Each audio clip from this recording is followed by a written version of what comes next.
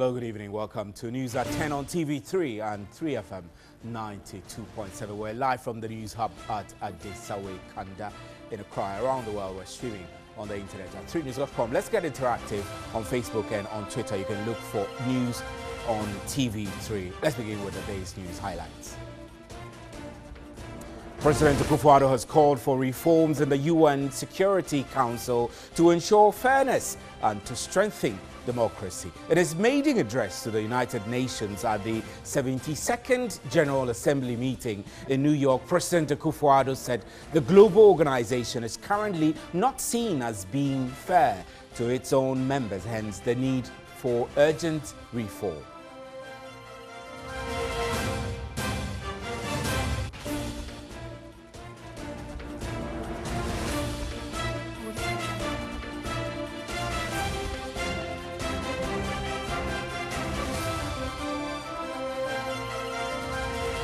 The Convention People's Party, CPP, has described as unfortunate attempts to rewrite the history of Ghana and water down the contribution of Dr. Kwame Nkrumah towards Ghana's independence. According to party leaders, Dr. Nkrumah remains a pace setter for the emancipation of Africa.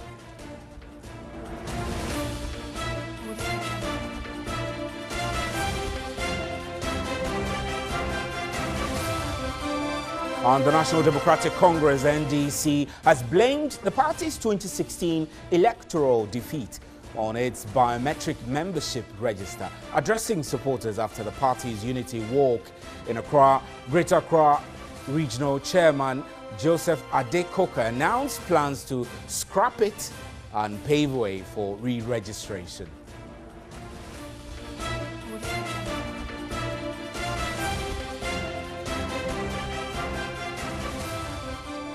Those were our major news highlights. Remember, we're streaming live on our Facebook page and on 3news.com. You can get interactive with us on Facebook and on Twitter. Just look for News on TV3. Up next is the big one.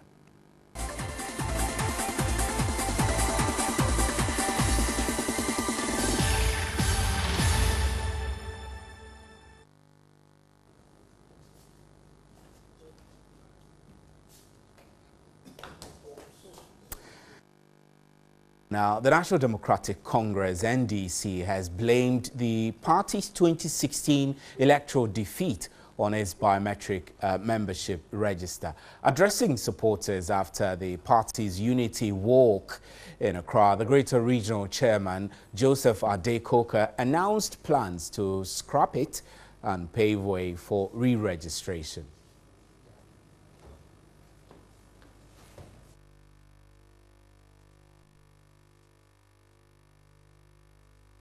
National Democratic Congress, prior to the 2016 general elections, commenced the registration of its members through a biometric system targeting to capture about 1.5 million members of the party. It will be recalled some NDC members complained that some non-NDC members took advantage of the biometric registration to be captured on the NDC's voters database. Addressing party supporters after the walk, Greater Accra Regional Chairman of the NDC, Adekoka, announced the scrapping of the biometric membership. We are now going to ensure that the biometric registration, which was our downfall, is going to be scrapped and a better system put in place so that the true NDC people will be identified for us to organize the party. National Chairman of the party, Kofi Potofi, disclosed the party will re-register its members before embarking on internal elections. The national executives will give you a program that will show you when exactly the branch reorganization and re-registration of our party members will happen. We are going to re-register everybody.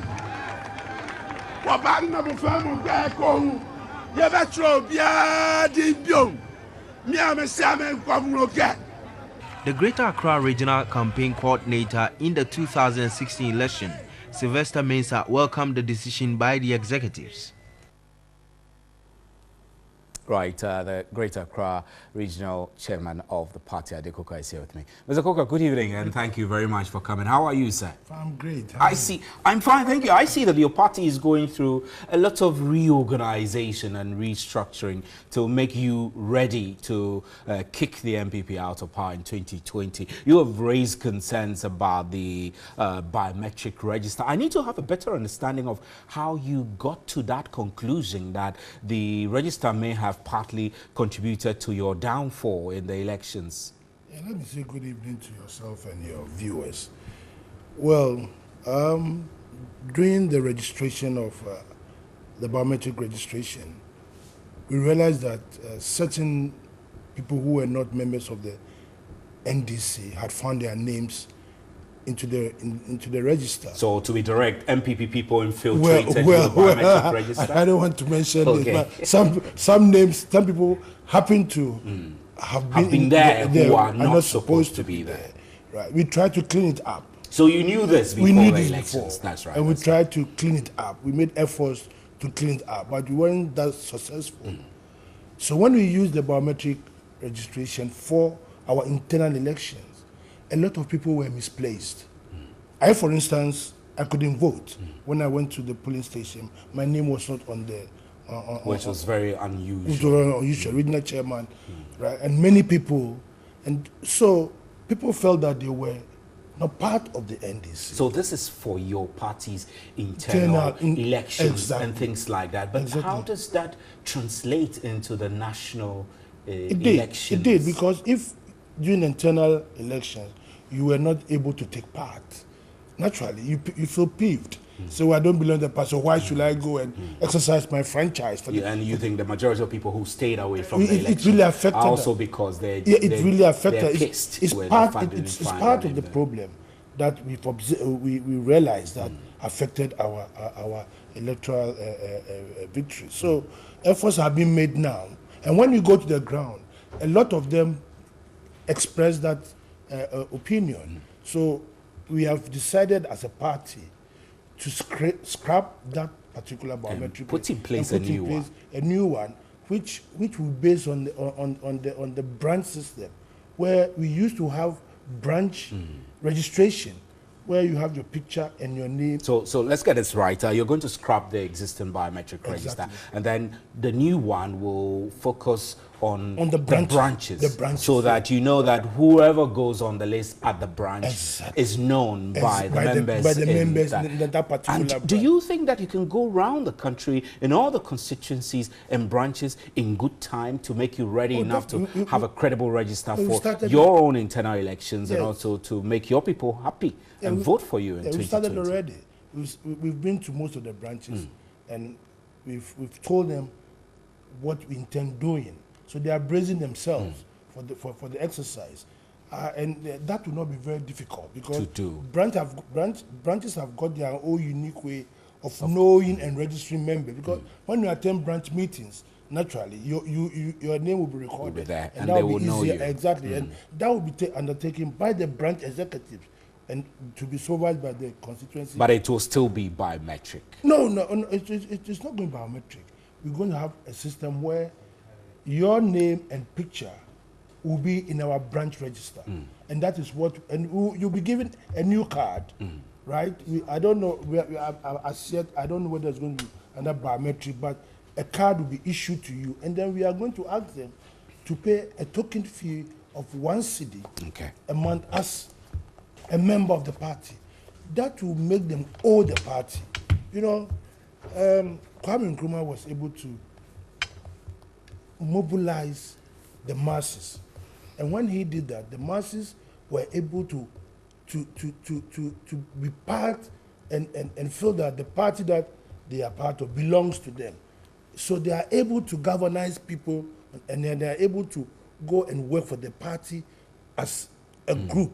So when they owe it and when they are paying dues, and they have a responsibility. They'll feel committed. They'll feel committed to ensuring the party returns to power. But Exactly. I also know, I mean, away from all these biometric registration issues, I know your party is going through the motion. This is something common with all political parties who lose elections and are trying to psych themselves up to come back. But there have been a lot of questions about sidelining some people, including some people. For example, those who are supporters of Joshua Alabi are not happy that he was not given a platform to speak. Sylvester Mensah, for example, spoke today at your walk. You see, we embarked on a unity walk and a solidarity walk. So there were no designated speakers? No, we had designated, that is myself, the chairman and leader of the party, the MP, the representative of the Greater Accra regional MPs, and that's all. We didn't go on a platform to campaign. Okay. So there is no need for those who are expressing interest to lead the party to get peeved that they didn't get the opportunity to speak or anything. We are embarking on reorganization. The party has not opened the grounds for people to go and campaign to be whatever they want to be. So as far as we are concerned, that is not what we're interested in. We're interested in organizing the party. So I don't know whether, nobody has told me that they are campaigning to. I don't know what they are campaigning about, because as a regional chairman, the party hasn't opened nominations for even to be a branch executive or constituency executive or national executive. Or whatever. So what are they campaigning about? So you will say that people should calm down. The right time will come for those who want to lead the party to make that known and go through the process. What we need to do now is to reorganize. If you don't reorganize the party, you go nowhere. Who is going to vote for you? That's true. Now let's talk about this reorganization and pitch it with Professor Kwesi Boche's report, which we really don't know a lot about, because I reckon that is the party's right to keep that wrapped up. Nobody can take that away from you. But there have been a lot of stories in the media about throwing about blame, some blaming former President John Mahama, some blaming other key members of his administration and his appointees and all of that. What is the true reflection of exactly what the Kwesi Boche report suggested to you? I mean, we haven't heard. Yeah, let me tell you something. As far as the document is concerned, the document is in the custody of the national chairman and leader of the party. So he knows. He knows. He knows. Apart from that, nobody. What Professor Kwesi Boche did was to meet the party and probably gave us an executive summary, right? Which told us what we need to do to ensure that we are able to heal ourselves. So currently, the Council of Elders are on the trail of visiting various constituencies in the various regions to heal the wounds. That part of our unity work and so is also to heal the wounds, right? So if you see something in a paper telling you that certain names have been mentioned, they're all speculations. It's a figment of their imagination, right? We know. I've given you a classical example of why some of our problem, the biometric, the neglect of our foot soldiers, because once they didn't find their names in the register, right? They felt that they were being sidelined, and other people have come to take over their positions. So these are the kind of things. And so, as far as we are concerned, we are currently on track. And the number of people who came out today on the walk gives you a fair idea that the healing process has gone very, very far. And now people are willing to come out and join in the crusade of reorganizing the party. Ms. Adekoka, we're extremely grateful for your time. Thank you for coming. Ms. Adekoka is a Greater Accra regional chairman of the NDC, National Democratic Congress. You're still watching News at 10, and we're live from the News Hub at Adesawe and streaming on the internet at 3news.com. We have more news for you. Don't go away.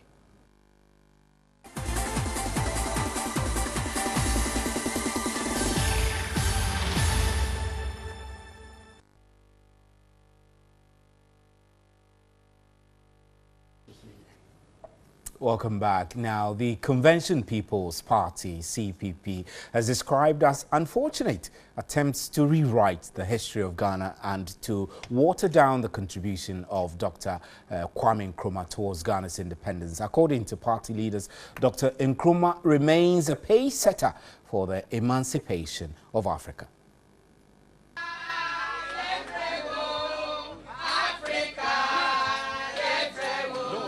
The Convention People's Party on Thursday joined the Progressive Socialist Forces to commemorate the 108th birthday of Osagyefo Dr. Kwame Nkrumah, a day which is celebrated as Ghana's Founders' Day. Leader and chairman of the party, Professor Edmund Daly, said the CPP is not happy about the position of government to alter history. The presence of some NDC members, Ambassador Lee Okran, Samuel Ofosu Ampofo, was an indication the CPP had won support from the opposition National Democratic Congress. Managing editor of the Insight newspaper, Kwesi Pratt Jr., commended the effort of all those who contributed in achieving independence for Ghana, but maintains Osagyefo Dr. Kwame Nkrumah alone deserves the recognition of the founder of Ghana. The raging public debate over the proposition made by President Akufo-Addo for a change in the Founders' Day from September 21 to August 4 would not end anytime soon. I want to see you. Kwame Nkrumah, showboy, indeed. We have James Kwabena Bonfe, who is Director of Elections and spokesperson for Youth and Sports of the CPP, is joining us in the studio now. Mr. Bonfe, how are you? I'm very well. Thank you very much. I see that you're poised for a heated discussion on this. I mean, nobody is in doubt the role of Dr. Kwame Nkrumah in the independence struggle. I don't think anybody contests that. So what is really the big deal if the government wants to bring in other people, other players who played a role in the independence struggle and celebrate them as well? Is that what it is? I think that's what it is. I think not. I think not. You realize that the communication we have from the presidency sought to create the impression that there are unsettled questions about the foundation of our country and how our nation was founded. Well, by indicators of how nations are founded, not like in the medieval times or in the ancient times where nations or states were formed or founded on the basis of war, and who has power and is able to conquer. Today, at least you can talk about 4 parameters. First, the legal instrument that establishes a nation, de jure, or the law that says that this is a nation. And it is clear from the 3rd of August 1956, the Gold Coast Independence Bill passed by a motion or a count of 72 to 0. It was a one-sided house that voted on this. But they won because they had a clear majority, 72 out of 104 members of parliament at the time. And it was over 69%, more than 2/3. You needed about 66% to be 2/3. To have about 70% was an overwhelming majority, which was a condition that the then Under-Secretary of the Colonies, Lord John Hope, had expressed. So they introduced to the UK Parliament this decision by the Gold Coast Legislative Assembly on the 18th of September 1956. They went to work, and on the 11th of December 1956, this is Hansard from British Parliament. And it's instructive to read the debate, the attitude of our friends today, whom we are invited to see as co-founders or founders of What is the summary of that debate? We don't have a lot of time, but what's the summary of that debate which you make reference to? It's very simple. Our governance system we have today, which is a unitary state, was supposed to by them. They would have wished that we had a federal state. They lost the elections. You mean the UGCC? Not the UGC. The UGCC had collapsed after the 51 elections. I'm talking about the NLM. I'm talking about the Togoland Congress Party. I am talking about the Northern People's Party, which all collapsed into the United Party by 1957. The offshoot of the MPP. Of which the MPP are remnants. Okay, where Nana is coming from, Nana Akufo-Addo is coming from, and I think that attempt by the presidency is an exercise of an illusion, which his forebears were never able to overcome, for the mere fact that the man they called the common man, Kwame Nkrumah, as is recognized in the Watson Commission of 1948, had been able to organize the people to support the need for them to assert their independence and actually mobilize themselves for that purpose. But second to that is the issue of our geographical map. This map we have today would not have been what it is if we had followed Dankwa and Buzier's proposition. They were against the Volta region as we have it currently becoming a part of Ghana. So if Nana Akufo-Addo is talking about some other founders of this Ghana, other than Kwame Nkrumah and his henchmen, perhaps we should carve out the Volta region out of that map and see. But as we have this, we engage in this exercise. And this is a point that for me is very instructive. When we celebrate Kwame Nkrumah, we are not under any illusion that he did it all by himself. Indeed, in moving the motion for the Gold Coast independence on the 3rd of August 1956, hear him.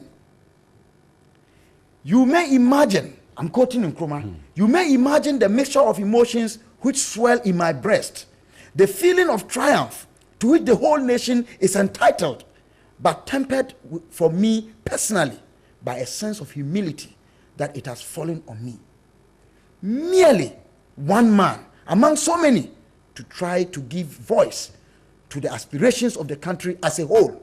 I look back and I'm conscious of the hard struggles of our people, of the sufferings and sacrifices, and of the loyalty and abiding faith in our cause, which have brought us to this day. So Nkrumah himself acknowledged the role of others. That before he was born, there had been in 1868 King Agri of Cape Coast, who challenged the governor of the Cape Coast at the time, despite the fact that his father had signed the bond of 1844 with respect to jurisdiction on cases that were before his court.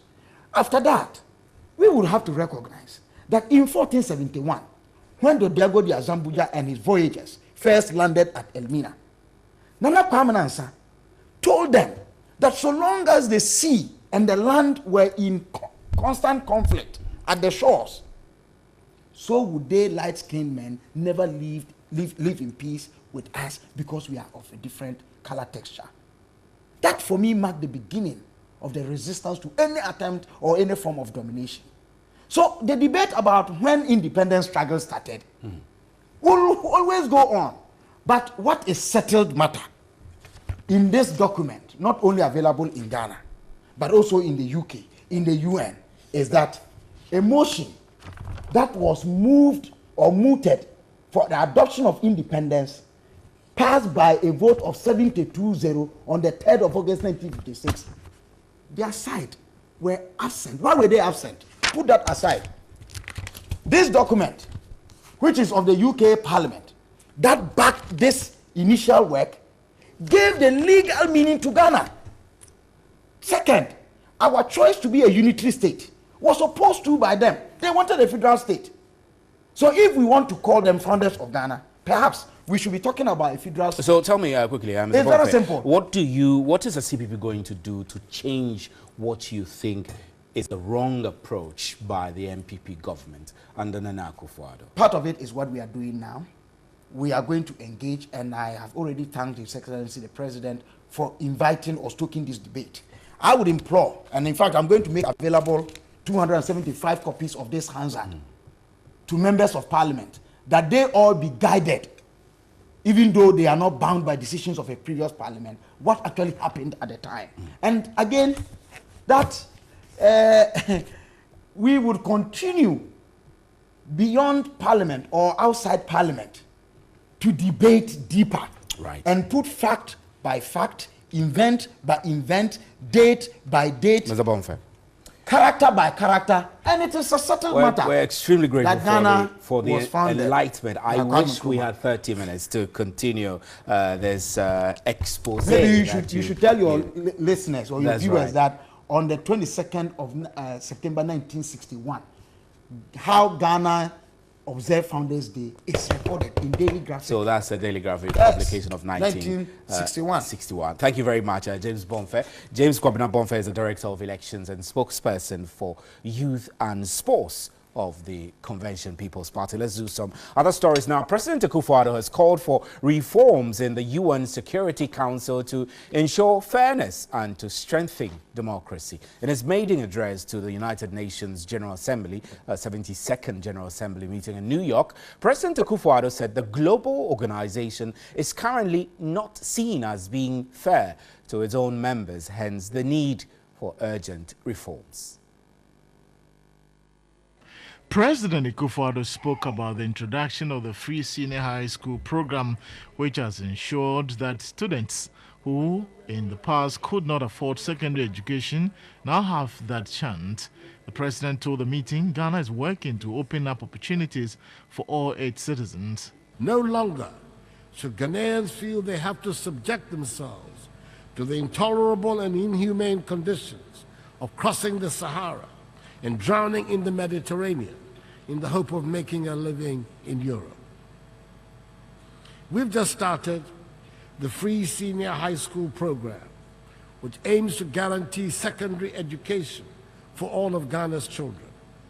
This program will ensure that all our children will be educated to at least secondary level, and money, or the lack of it, will no longer mean a denial of education. President Akufo-Addo gave an assurance of Ghana's commitment to maintain friendly relations with all countries and peoples of the world. The full engagement of Ghana through the Economic Community of West African States, ECOWAS, in the process of West African integration, and through the African Union, AU, in the process of African integration, remains a goal of my government. Regional and continental integration are in Ghana's interest, as they represent one of the surest ways towards establishing the conditions for prosperity in our region and on the continent. He again called for urgent reforms in the UN. Ghana supports the process of UN reform, especially of the UN Security Council, as set out in Africa's common position on UN reform, based on the Eswatini Consensus. The time is long overdue to correct the long-standing injustice that the current structure and composition of the UN Security Council represent for the nations of Africa. And that's it for News at 10 on Founders Day. Thank you very much for making time. I'm Stephen Enti.